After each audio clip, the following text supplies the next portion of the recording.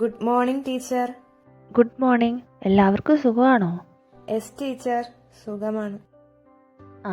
അപ്പോൾ നമ്മുടെ എക്സാമിൻ്റെയൊക്കെ സമയമായി വരുമെന്ന് നിനക്കറിയാമല്ലോ. നമ്മളപ്പോൾ ഇന്നലെ പഠിച്ച പോർഷൻ ഏതാണെന്ന് ആർക്കെങ്കിലും ഓർമ്മയുണ്ടെങ്കിൽ ഒന്ന് പറഞ്ഞേ. ഓക്സിജനെ കുറിച്ചാണ് പഠിച്ചേ. അപ്പം നമ്മൾ ഇന്ന് പഠിക്കാൻ പോകുന്നത് എന്തിനെക്കുറിച്ചാണെന്ന് അറിയാമോ? ആർക്കെങ്കിലും ഒന്ന് പറഞ്ഞേ. Radio activity. അപ്പം നമ്മൾ ഇന്ന് പഠിക്കാൻ പോകുന്ന പുതുതായിട്ട് തുടങ്ങാൻ പോകുന്ന പോർഷൻ്റെ പേരാണ് റേഡിയോ ആക്ടിവിറ്റി. ഈ ക്ലാസ് ഫുള്ള് നന്നായിട്ട് ശ്രദ്ധിച്ചിരിക്കണം കേട്ടോ. അപ്പോൾ റേഡിയോ ആക്ടിവിറ്റി എന്ന ഈ പാഠം നമ്മൾ പഠിക്കുമ്പോൾ ഇപ്പോൾ ഇവിടെ നോക്കിയാൽ ഞാനൊരു ഫോട്ടോ ഇപ്പോൾ കാണിച്ചു തരാം. ഈ ഫോട്ടോയിൽ കാണുന്നത് ആരാണെന്ന് പറയാൻ പറ്റുമോ? Marie Curie. മേരി ക്യൂറിയുടെ പ്രത്യേകത എന്താണെന്ന് ആർക്കെങ്കിലും അറിയാമോ? ഒരു സയൻറ്റിസ്റ്റ് ആയിരുന്നു. ആ സയൻറ്റിസ്റ്റ് എന്ന് മാത്രമല്ല, ഈ മേരി ക്യൂറി എന്ത് കണ്ടുപിടുത്തത്തിലൂടെയാണ് ഒരു സയൻറ്റിസ്റ്റായിട്ട് മാറിയേ? ആലോചിച്ച് നോക്കിയേ. റേഡിയം കണ്ടുപിടിച്ചു.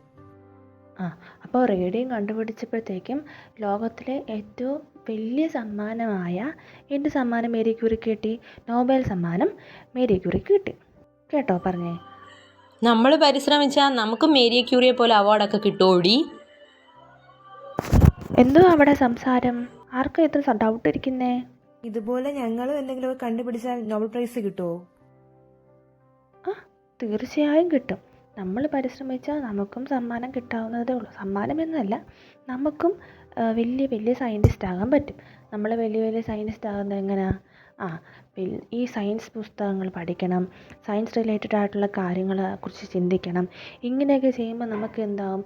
കൂടുതൽ കണ്ടുപിടുത്തങ്ങൾ നടത്താനുള്ള ഒരു തീക്ഷ്ണതയും ഒരു ആഗ്രഹമൊക്കെ വരും.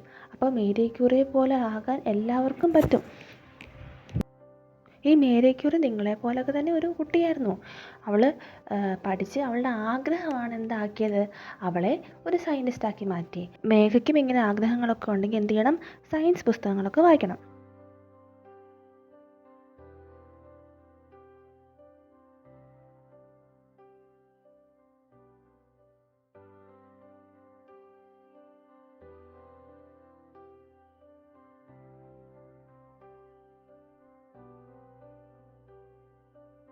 മോളെ മേഘേ, നിന്റെ പഠിത്തമൊക്കെ എങ്ങനെ പോകുന്നു? നന്നായി പോകുന്നു അച്ഛാ. അച്ഛാ ഇന്ന് ക്ലാസ്സിൽ മേരി ക്യൂറിയെ പറ്റി പഠിപ്പിച്ചു. എനിക്ക് അതുപോലെ ആവാനാണ് അച്ഛാ ആഗ്രഹം. അതിനായിട്ട് മോളെ നീ നല്ലവണ്ണം പ്രയത്നിക്കണം. ശരി അമ്മേ.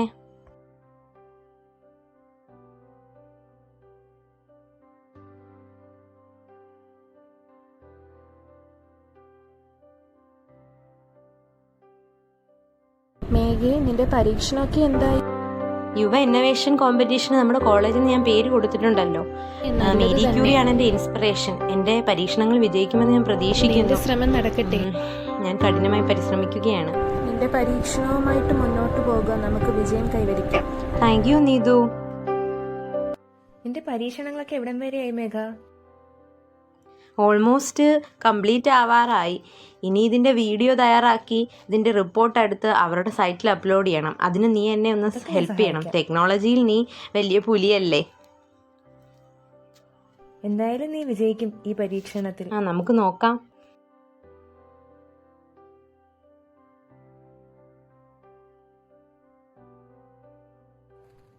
ഈ വർഷത്തെ യങ് ഇന്നോവേഷൻ അവാർഡ് നിനക്കാ. ഓ ആണോ? നീ വിചാരിച്ചതുപോലെ തന്നെ നടന്നു. Thank you. Marie Curie, my real inspiration.